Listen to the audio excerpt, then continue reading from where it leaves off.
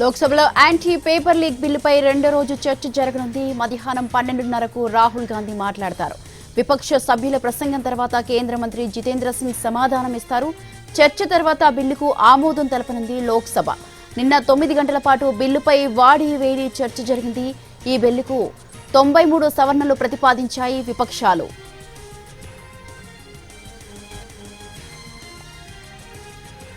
నూతన కేంద్ర విద్యాశాఖ మంత్రి ప్రహ్లాద్ జోషిపై పార్లమెంటులో అధికార ప్రతిపక్షాల మధ్య డైలాగ్ వార్ నడిచింది.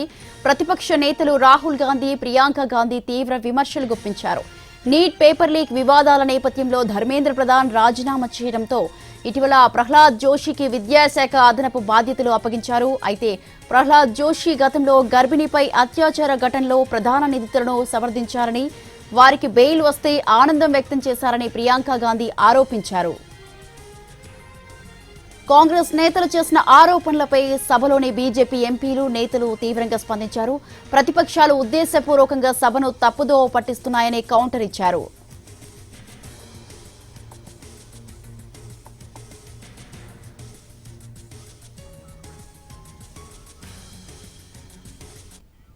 లోక్సభలో యాంటీ పేపర్ లీక్ బిల్పై రెండో రోజు చర్చ జరగనుంది. మధ్యాహ్నం 12:30కు రాహుల్ గాంధీ మాట్లాడతారు. విపక్ష సభ్యుల ప్రసంగం తర్వాత కేంద్ర మంత్రి జితేంద్ర సింగ్ సమాధానమిస్తారు. దీనికి సంబంధించి మరింత సమాచారాన్ని అందించడానికి మా ప్రతినిధి ప్రసాద్ లైవ్ లో సిద్ధంగా ఉన్నారు. ప్రసాద్,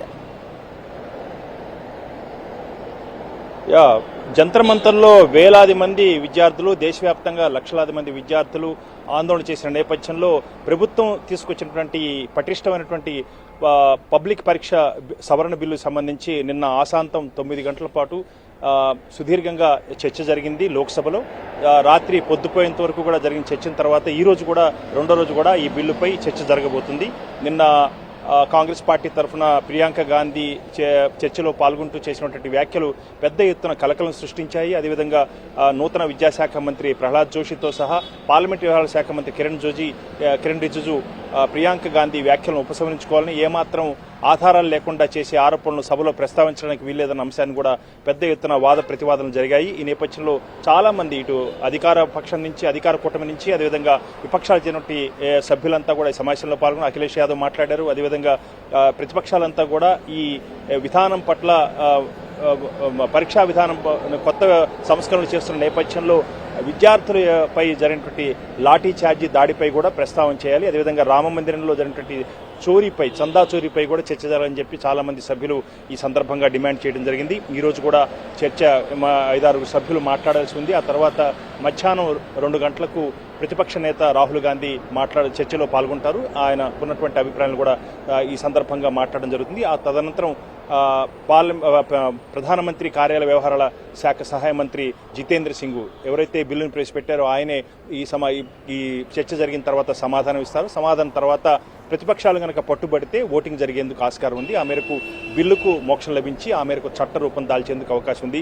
ప్రధానంగా ఈ మొత్తం వ్యవహారంలో విద్యార్థులు పూర్తి స్థాయిలో తమ యొక్క డిమాండ్ను నెరవేర్చుకునే విషయంలో చేసినటువంటి ఆందోళన సఫలీకృతమని చెప్పుకోవడానికి ఆస్కారం ఉంది. పెద్ద ఎత్తున చేసే ఈ సంస్కరణల పట్ల పారదర్శకతో కూడినటువంటి పటిష్టమైనటువంటి బిల్లు రూపొందడం వల్ల విద్యార్థులు సంతృప్తి చెందారన్న ఒక ఆశాభావం అందరిలో కూడా ఉంది.